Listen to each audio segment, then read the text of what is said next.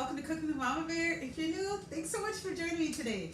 Today we're gonna make unleavened bread. So if you don't know what that is, normally it's a bread that has no yeast in it, and can be seen as like, it could represent a bunch of different kinds of breads, but this is normally the kind that's served at church for communion.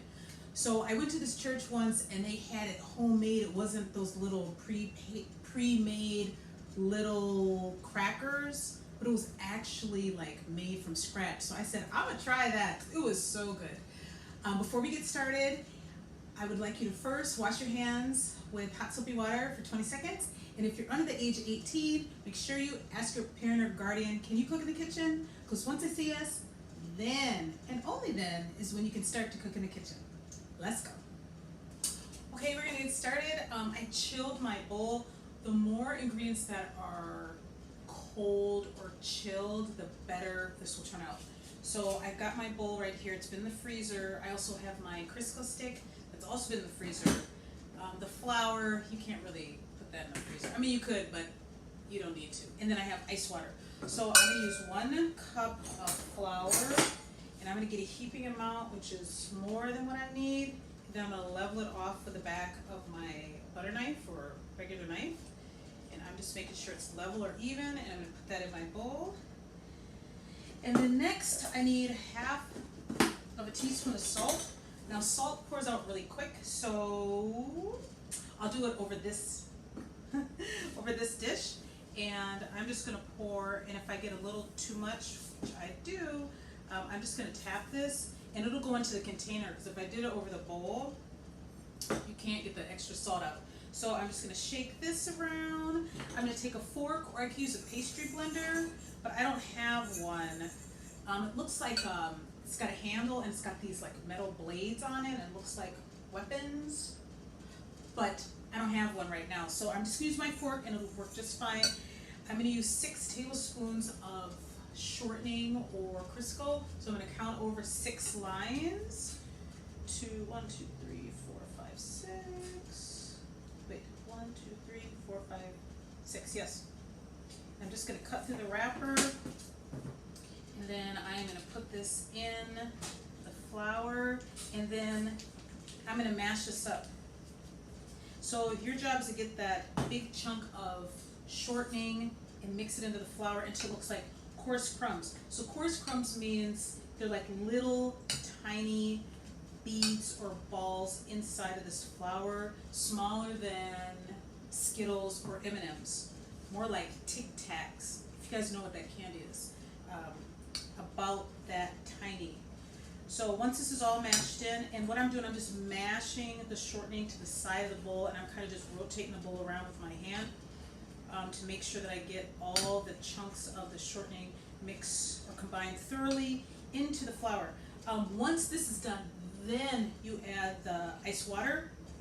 If you just pour water in here, it's going to turn into, not oobleck, but it's going to look like just pasty flour. It's going to be a mess. So you've got to mash this in first, and then once you put the water in, then you're ready. It's got to chill a little bit, and then you're ready to roll it out and make your unleavened bread. Okay, I'm done mashing it in. I'm going to show you a close-up of what it looks like, so you know what we're working with here. See that? So they're crumbs. It's really small. And now we're going to add water. So it needs about 2 to 4 tablespoons. So I have some ice water here. You're not going to put in all 4 at once, or even 2 at once. You're going to do 1 at a time. And so I will dribble in or pour in 1 tablespoon, and then I'm going to stir it up. And it's not turned into a ball yet, so I need at least 1 more tablespoon of water. Now I might need a 3rd one, but I might be able to stop right here. Let's see. See, it's starting to come together. I think I'm going to use a half of a tablespoon. Not the full one, but just like half of it. Because I don't want to add too much, because then it just turns into like a gummy mess, and we're not going for that. Okay, I will know if this is good if this all sticks together. So I don't have any rings on. I do have on my watch, but I'm gonna see if I can get this to all stick together. Yes. Oh, that's perfect. Okay, so I use 2.5 tablespoons, and you might need 2, or you might need 3, or you might even need 4, especially if you've what's that called? Sift your flour, then you're probably gonna need all 4. Okay, this looks perfect. So this is gonna chill for 30 minutes in the refrigerator, and then we're ready for the last steps. I'm ready for the next step. It's been chilling for at least 30 minutes. I'm gonna put it on a cutting board so it doesn't, so I don't roll it on the table. And so what I'm gonna do now is roll it out. And I forgot my Bible verse. So it is Philippians 4, 6 through 8. So as I roll this out, I'm just gonna talk about my Bible verse. So it says, do not worry about anything. Pray and ask God for everything you need, always giving thanks. And God's peace, which is so great we cannot understand, it will keep your hearts and minds in Christ Jesus. Brothers and sisters, think about the things that are good. This is sticking. Think about the things that are good and worthy of praise. Think about the things that are true and right and honorable and pure and beautiful and respected. I think I mixed 2 words around, but I got it all in. So that's Philippians 4, 6 through 8. So I'm really good. If you've watched another one of my videos, I'm good at making cake, but pie, okay. So I'm a little worried about this crust, or not crust, but I'm worried about this unleavened bread turning out.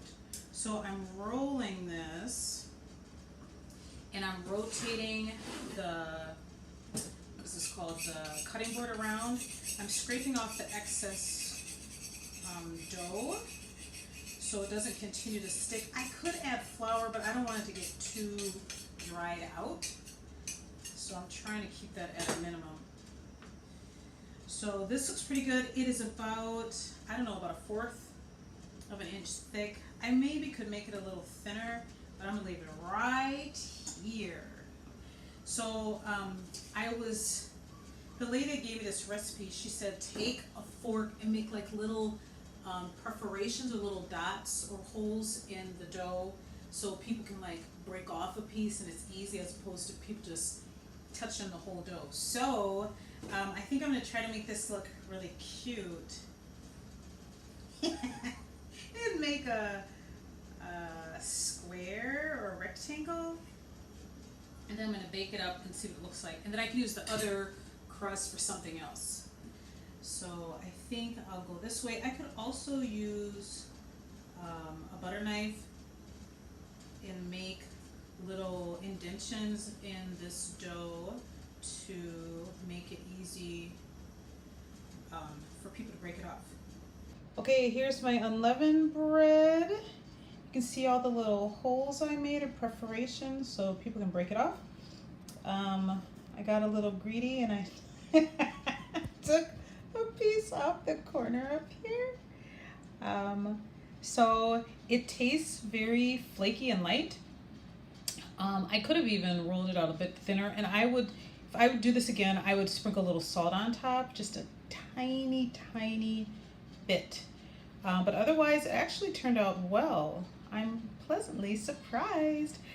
So don't forget, faith, hope, and love, but the grace of these is love. Thanks for joining me today. Bye.